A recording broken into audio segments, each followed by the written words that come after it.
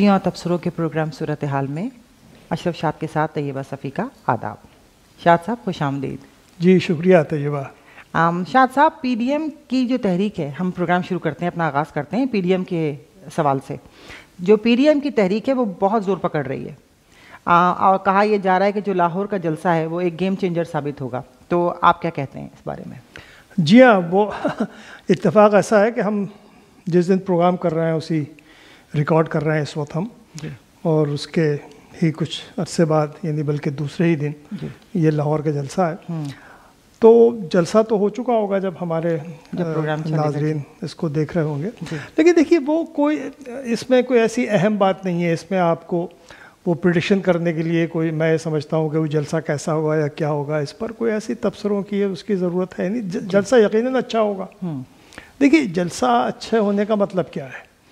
जलसे में आ जाएंगे 50,000 लोग आ जाएंगे, 60,000 लोग आ जाएंगे, शायद मुमकिन है। तो वो जलसा उनका कराची में भी अच्छा हुआ, जलसा मुल्तान में भी अच्छा हुआ, कोयटा में भी अच्छा हुआ, हर जगह लोग आ जाते हैं। जलसे सबके अच्छे होते हैं। देखिए जलसे एक ऐसे लोगों के बहुत बड़े जलसे हो जाते हैं और धरने हो जाते हैं जिनका कोई सियासत में कोई किरदार नहीं है किसी भी तरह का।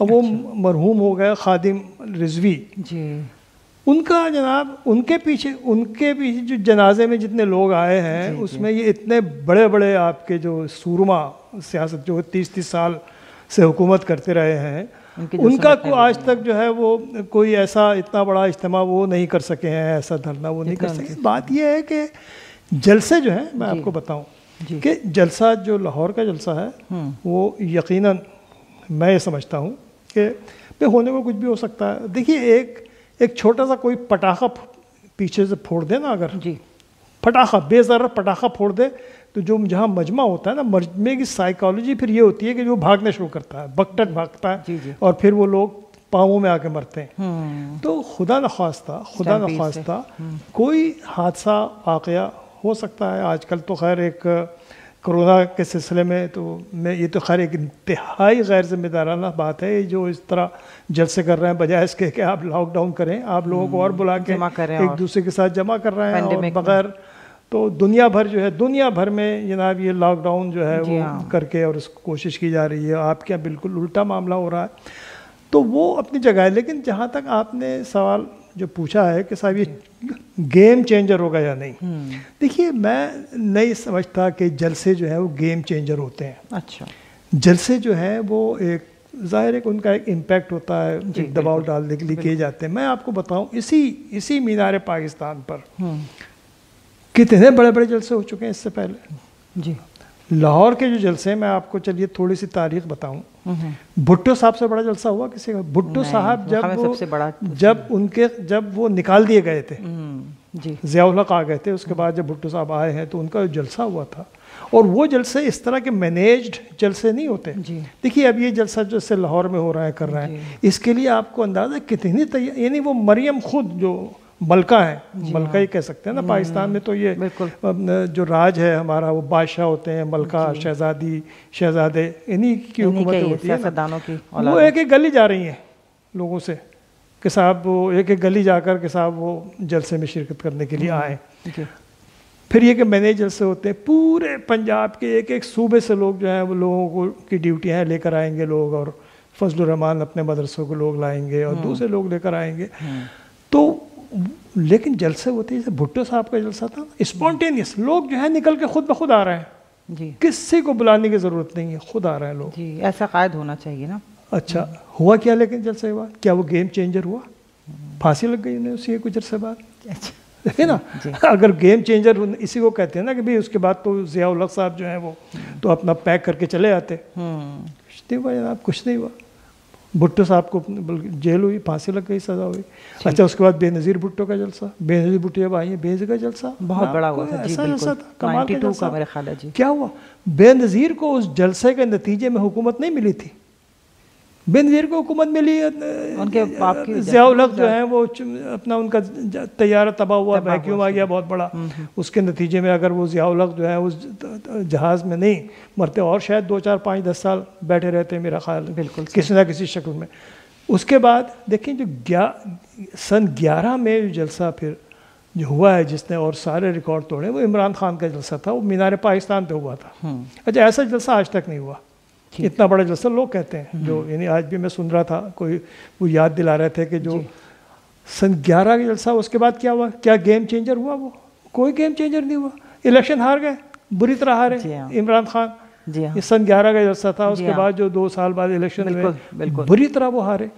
तो मेरे सिर्फ कहने का मतलब ये है कि ये जलसे गेम चेंजर नहीं होते। ठीक, देखिए इसमें आप दबाव डालते हैं। अच्छा, अब इसमें आप होता क्या है कि आप तकरीरें करते हैं ना बड़ी बड़ी, तो ये सारी जो है ना ओरेटरी चलती है ना, ओरेटरी जो होती है उसके अंदर आप बड़ी बड़ी बातें करते हैं, और ये हो जाएगा, हम ये कर देंगे, कल हुकूमत चली जाएगी, परसों देखिए ये अब वो पिछले उसमें उन्होंने मरियम नवाज ने कहा और उनके सब लोगों ने उसके पीछे बैंड बजाया कि साहब वो 8 दिसंबर जो है वो आर या पार, सुनो ना, आर या पार हो जाएगा उसे। भाई आर या पार क्या हो जाएगा, कैसे क्या हो आर या पार क्या मतलब ये कि जी लोग इस्तीफे दे, भाई ये कोई इतना ऐसा मसला नहीं है। तो मेरे सिर्फ कहने का मतलब ये है कि जलसे गेम चेंजर नहीं होते। लाहौर का जलसा यानी आम तौर पर मेरा अपना ख्याल ये है कि अच्छा, बहुत अच्छा बड़ा जलसा होगा यकीनन, और होना चाहिए। लेकिन उसके बाद क्या होगा, उसमें आप बड़ी बड़ी तकरीरें करेंगी, हेडलाइनें बनेंगी, टीवी पे लोग कहेंगे चलाएंगे तकरीरें साहब, उसमें आप बदतमीजियाँ करेंगी, ओए जी हाँ, ये बैठा हुआ है, ये सिलेक्टेड, और ये नाअहल, और ये अब ये लौंडे बिलावल को क्या कहें, लड़के ही है ना ये बिलावल, मरियम जो है, इनकी छोटी छोटी जनाब जो है, इनके मुँह से बड़ी बड़ी बातें जो है वो जनाब वो करेंगे, तो वो तकरीरों में होता है, ये ओरेटरी है सियासी। तो मैं नहीं समझता कि कोई गेम चेंजर कोई बहुत बड़ा जलसा भी हो जाए तो कोई गेम चेंजर हो सकता हो, तारीख कम से कम ये बताती है। ठीक है, तो शाह साहब, लाहौर जलसे से सिर्फ 2 दिन पहले इमरान खान ने अपना वज़ीर दाखिला जो बदल दिए, तो ब्रिगेडियर एजाज की जगह वो शेख रशीद को उन्होंने अपना वज़ीर दाखिला बना दिया। क्या आप समझते हैं कि ये कोई इसकी कोई अहमियत है, या शेख रशीद वाकई कोई अहम काम अंजाम दे सकेंगे? क्या अहमियत है इसकी? देखिए यकीनन इसमें कोई शुबह नहीं। देखिए एक वो शेख रशीद एक कमाल के आदमी हैं, जो लोग उनके पसंद करते हैं या जो लोग उन्हें पसंद नहीं करते, दोनों जो है वो, लेकिन उनको एक बहुत अहम मजबूत शख्सियत समझते हैं। आपका सवाल ये है कि क्या शेख रशीद वो कर पाएंगे? देखिए शेख रशीद जो है ना, आपको 2-4 बातें समझने की हैं। शेख रशीद अब जो PDM का जो जोर है, देखिए जो इमरान खान है, जो हुकूमत है, वो भी एक अपनी जवाबी हिकमत अमली बनाएगी ना, वो भी अपनी टीम को दोबारा से नए सिरे से मुनज़्ज़म करेगी, अपनी फील्डिंग नए सिरे से फिर जमाएगी। तो उसमें ये उनकी हिकमत अमली का ये हिस्सा है शेख रशीद का। एक तो ये कि बोलते बहुत हैं, मुंह बहुत बड़ा है, और वो जनाब जो है, अच्छा वो पाकिस्तान में तो आजकल सिर्फ जो सारी सियासत हर चीज़ जो है वो सब और TV के भोंपू से चल रही है ना, तो आप क्या, तो एक तो ये है। दूसरी बात ये है कि मजबूत आदमी है वो जनाब, जो है वो जो करना चाहे तो उन्हें कोई रोक नहीं सकेगा, वो जाके इमरान खान से भी लड़ पड़ेंगे, है ना, काफ़ी बड़ी उनकी है। और दूसरी बात ये कि वो जानते हैं सबको। अच्छा, तीसरी बात यह है कि वो जो जितने भी सियासतदान जो नून लीग के हों, वो शीन लीग के हों या काफ लीग के हों, वो सब उनके सबके साथ काम कर चुके हैं, सबको अच्छी तरह जानते हैं, सबसे ताल्लुकात हैं। वो किसी के साथ भी बैठकर बात कर सकते हैं, किसी को भी जनाब जो है रोप इन कर सकते हैं, बहुत से नहीं उनके पास।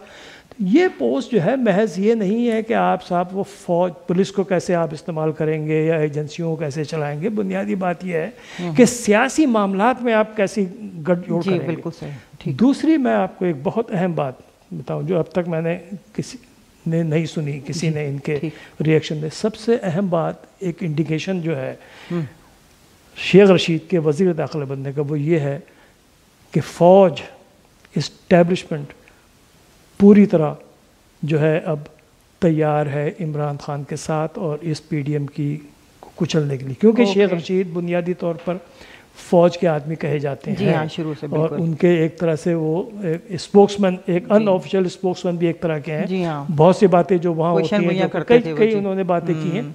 तो एक तो ये इंडिकेट करता है कि इसका मतलब ये कि ये एक पुल का काम भी करेंगे ये इस वक्त इमरान खान और फ़ौज के अंदर। तो ये मैं समझता हूँ कि एक और जो बात है जो कि उनकी अभी पहली प्रेस कॉन्फ्रेंस में देख रहा था जो हुई है शेख रशीद की, कि अब इसके जवाब में जो स्ट्रेटजी गवर्नमेंट की बनी है वो ये बनी है कि वो इनकी जो पीडीएम की जो मूवमेंट है, ख़ास तौर पर नवाज शरीफ, फजलुर रहमान, इनको वो अलाइन कर रहे हैं इंडिया के साथ कि साहब इसके पीछे इंडिया का हाथ है।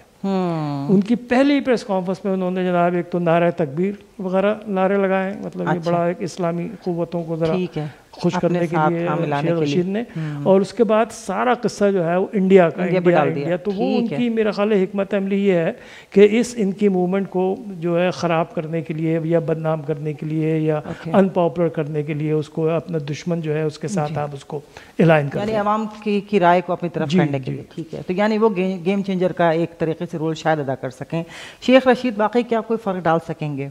इससे पहले जब एजाज शाह को जब ये लेकर आए थे इमरान खान, तो उनको बड़ी उनसे उम्मीदें वाबस्ता थी। वही मैंने बात आपको जी तो इसमें बता दी जो आप पूछ रही हैं कि वही कि एजाज शाह की बात मैंने आपको करी थी कि उनसे यही उम्मीदें थी, लेकिन ये कि जाहिर है वो नहीं कर सके कुछ। ठीक है, तो अब वो शेख रशीद से जो है, और मेरा ख्याल है कि शेख रशीद जो है ना इस वक्त के सियासी मुहाज़ आराई के माहौल में, ठीक है, देखिए हर आदमी का एक अपना किरदार, बाज़ लोग होते हैं बहुत अच्छे होते हैं लेकिन मुहाज़ आराई नहीं कर सकते, ये लड़ाकू आदमी है शेख रशीद। तो ये जो मुहाज़ आराई का मामला है ना उसमें कमजोरियां पता है सबकी। ठीक है, तो पीडीएम के इस्तीफों के मामले पे बहुत कंफ्यूज लग रही है पीडीएम जो है, आप क्या समझते हैं इस्तीफों के मामले? जी, अपने इस्तीफों के मामले में आप मुख्तलिफ किस्म के बयानात सामने आ रहे हैं सबकी तरफ से, इनके अंदरूनी इख्तलाफात की खबरें भी बहुत हैं, तो अब आपकी क्या इस बारे में ख्याल है कि इस्तीफे दे दिए जाएंगे या नहीं? देखिए इस्तीफे में आपको एक बात बताऊं, ये महज एक ड्रामा है, एक दूसरे को नहीं, ये एक पोकर गेम होता है ना जब हम खेलते हैं, पोकर गेम के अंदर ये आप बिल्कुल आप यानी जो है वो ये बताने की कोशिश करते हैं कि आपके पास पत्ते हैं बड़े, लेकिन आप दिखाते नहीं हैं, आपके पास होते नहीं है पत्ते, लेकिन आप खेल रहे हैं उसको। ये पोकर खेल जो इसी तरह का है ना कि उसमें आपका एक मशहूर है ना कि पोकर फेस। पोकर फेस का मतलब है आपका चेहरा पढ़ा नहीं जा सकता आपका, कि आपके जो है चेहरे से कोई तासुर जो है। ये दोनों हुकूमत भी और डुअल फेस अपोजिशन भी, ये दोनों जो है ना, ये अब इसमें कौन पहले पलक झपकता है ये नहीं मालूम। ये इसमें इनका मामला कमज़ोर है बहुत अपोजिशन का, क्योंकि इसमें उसके अंदर लोग बहुत ही एक थोड़ी सी गड़बड़। अब आप जो आपने पूछा भी है ये कि मुख्तलिफ तरह की बातें आ रही हैं, वो सही बात है। देखिए पहले आया कि साहब सब नवाज शरीफ साहब जो कि इस वक्त महाराजा हैं इस सारी मूवमेंट के साहब वो सब इस्तीफे जो है वो 31 दिसंबर तक जमा करा दें फजलुर रहमान के पास। अच्छा ठीक है, अच्छा फजलुर रहमान ने कहा कि जमा करा दें अपनी पार्लिमानी पार्टी के पास।